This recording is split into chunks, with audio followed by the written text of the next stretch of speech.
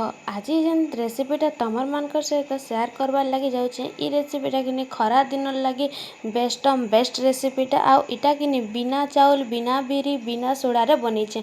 तो चलो स्टार्ट करमा रेसिपीटा। से लगी मुझे समान भाग रे कंचा मुग दाली आउ सागुदाना के ओवरनाइट लगी बुतरे नहीं थी और बुतरी सारा पर नेक्स्ट मॉर्निंग रे इटा के प्रस्तुत करमा।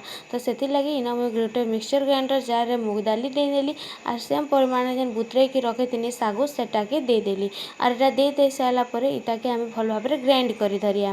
ग्राइंड कला बेले बिल्कुल भी पानी नहीं देवे। सागुदाना और मुगरे जिते पानी थी से अनुसार ही इटा हवा।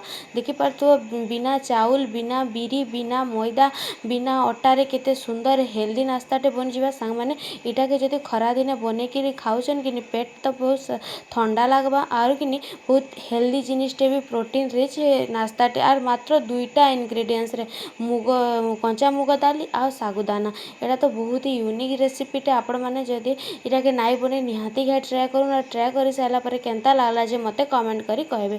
तो मुग दाल और सागु के पिसे आनी सारा पर से टिके जाकर सोडा नहीं देनी और हेटा के टिके फेंटी देवे। फेंटी सारा पर हेटा के टिके आराम देवार लगी छाड़ीदेमा।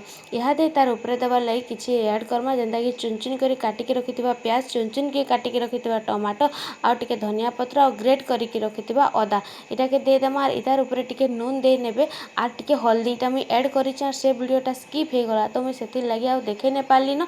टिके लेंबू चिपी नेबे और टिके नून दे देबे से सबू सेटा के साइड के रखीदेमा। आउ इना तावाटे गरम कर नहीं जामा। तावा गरम हो सारे गोटे चामच तेल दे नेमा है। तेल दे सारा पर तेल के चारिआडे स्प्रेड कर नेबे आर आमर तावा भल भाव गरम हो सारे आमे क्या करमा जे रखी थी ना बाटिकी पिठौटा बा डोटा जेनटा भी कहूँ सेटा के देकर टिके बड़ साइज्र करदेमा। टिके जिते कर जेडे सेप करेंगे से हिसाब से आपण मैंने सेप दे नेबे और इटा के किनी टिके 2 ରୁ 3 सेकेंड लगे छाड़ीदेमा जेनता इटा टिके कर किनी भाजी हैला बोलिया हवा और तार ऊपर बबल माने कणा कणा माने हे आसबा। हेतकी हे आसले जेन बने के रखी थी उइल पातल घंटा धनिया पतर अदा सेटा के तार ऊपर हल्का हल्का कर गार्निश करनमा। देखिपे यहाँ दे सारी सांग मैंने निहाती समस्ते घाई रेसिपी ट्राए करूँ और बहुत 2 मिनिट रे कि बनी जावा रेसिपीटा। आगर दिन तो सब प्रिपेयर कर रखी थे हो गैस जेन सर्टेज प्रॉब्लम अच्छे आपण मैंने एंता कर बन खाऊन हेल्दी भी हवा गैस भी बहुत नाई खर्च हुए आराम से बनी जावा। देखिपे यहाँ गोटे साइड हो सारान आ गोटे साइड उल्टे कर 2 पाल भल भाव सेकीदेमा। हो सारा पर इटा के प्लेट रे सर्व कर नहीं जिमा।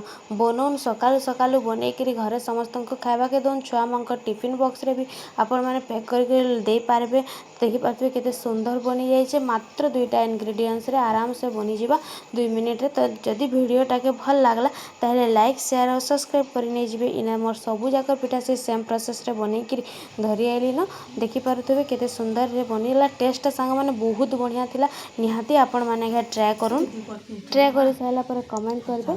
देखिए जदि भल लागला ताहले गोटे निश्चय लाइक करदेबे। रही राते राते देखा गोटे वीडियो रे राधे राधे।